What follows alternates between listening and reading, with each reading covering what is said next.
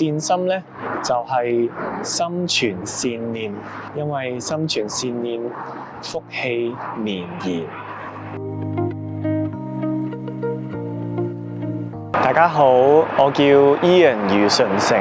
我嘅品牌係誠善心靈教室。誠善心靈教室咧個誠字，我係秉持住心誠則靈嘅態度去建立呢間公司嘅。咁咩叫心誠則靈咧？我哋誠心咁面對自己，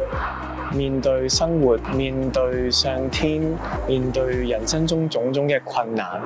點樣去誠實咁突破同反省，呢啲都係誠心嘅一部分。2010年開始啦，就接觸一啲身心靈嘅書籍，對於一啲通靈嘅書籍都非常之感興趣。直到2020年咧，就跟隨張成禪師開始學習身心靈嘅智慧，當中有好多好深刻嘅學習啦，亦都係一種浸泡式嘅學習。最大嘅得着就係，我覺得生活裏面咧啲情緒冒起嚟嘅時候咧，我嘅第一反應就唔係好似以前咁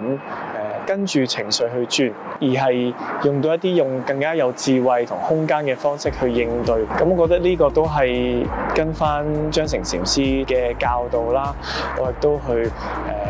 將呢個活咗出嚟。咁我都希望呢樣可以帶到俾大家嘅。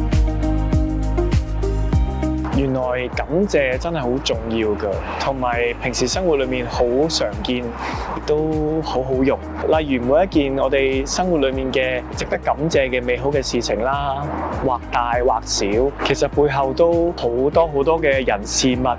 嘅因緣際會，先至令到呢啲美好嘅事情可以出現。咁如果生活裏面咧，無論遇到好事、壞事、大事、小事，都進入咗呢種感謝模式，然之後去反省下，我可以點樣做呢？哇！我得到咗咁多美好嘅嘢喎，咁最後一步就係奉獻啦。咁我哋自己嘅生活咧，都會形成咗一個正面循環，利己利他，長久以嚟咁樣轉動咧，慢慢生活真係各方面都會展現出一種向上嘅情景嘅。咁都希望我每日貫徹啦，咁希望都同大家分享呢一個方法嘅。誠善心靈教室咧，我嘅品牌理念就係將跳舞啦、玩遊戲啦、運動啦、冥想啦，仲有啲學習智慧嘅方式啦，去引領大家翻去一種純真，翻到一種孩子般嘅快樂。咁啊，唔好睇小呢種嘅狀態。其實呢種狀態就係一種初心。